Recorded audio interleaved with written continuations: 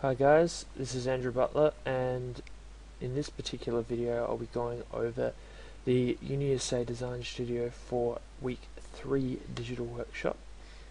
This particular video will be looking at editing Loft curves, and we'll also be talking about Booleans and just a tiny bit about parametrics that 3ds Max can handle.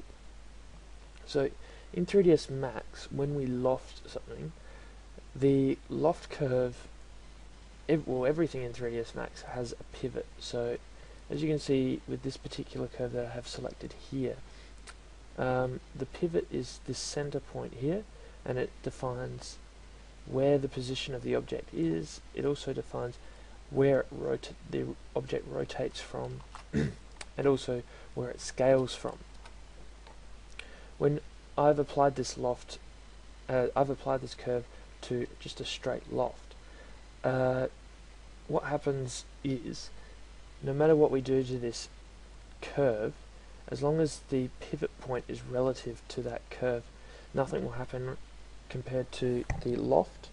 Now, to edit this curve so that it does actually affect the loft, we need to go up to the modify panel here while this curve is selected, and we can use the selection tools to select and modify the curve so that it fixes, well, not fixes, but edits the loft.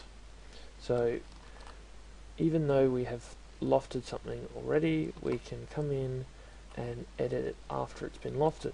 And a useful thing that this does is, if we have an issue with our loft, such as this one's currently self-intersecting, we can come in and just tweak the curves to stop that self-intersection.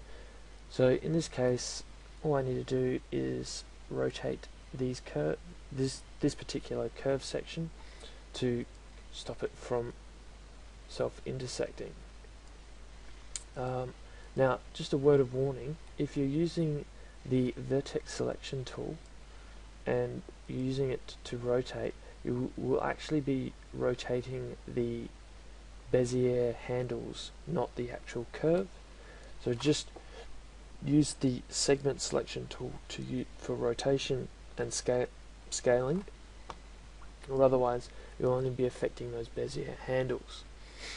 Now, pretty much that is the easiest way of fixing up a curve. A loft. I actually haven't fixed it up completely, so I'm just going to fix it up.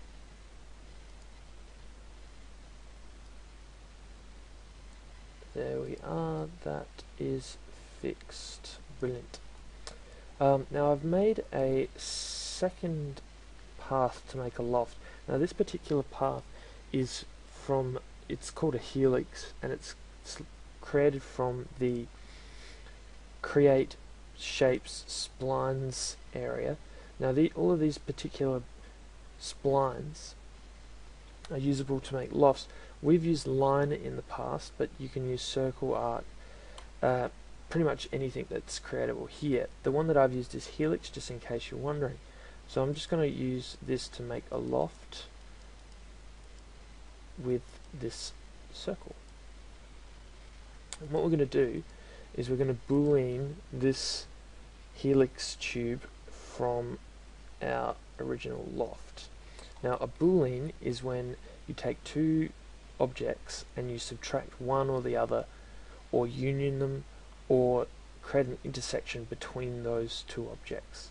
A great analogy is having some dough. One object is the dough, and the other object is a cookie cutter that cuts shapes out of that dough, leaving the holes behind.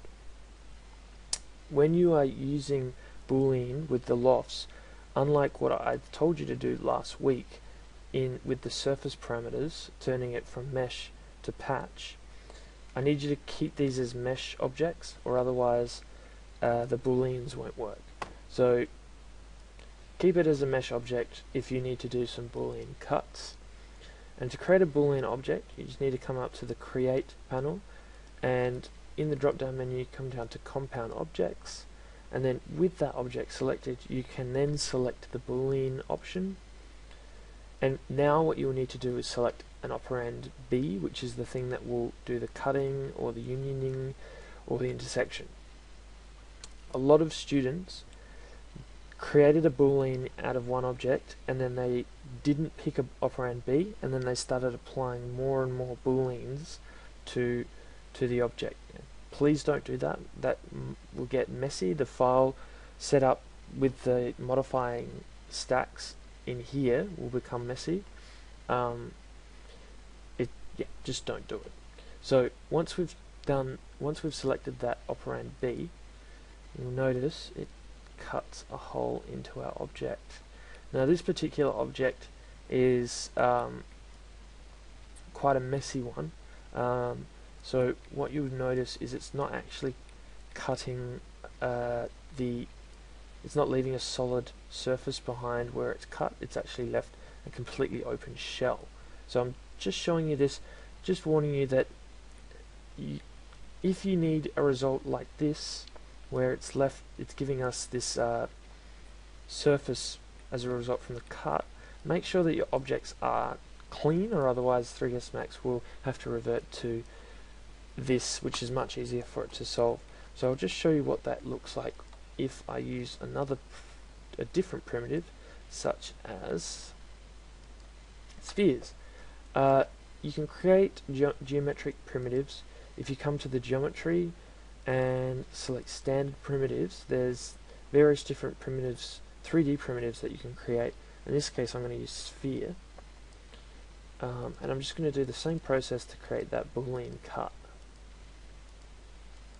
So as you can see, that's actually left a completely surface-based cut instead of the shell-based holes that this helix was using. So I'm just going to delete that.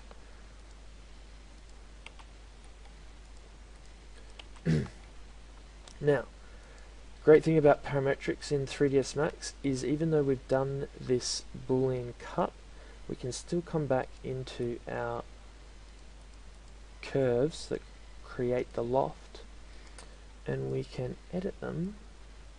I'll just pick something that's more relevant to the surface. We can edit them and see how that's still responding to that to that sphere.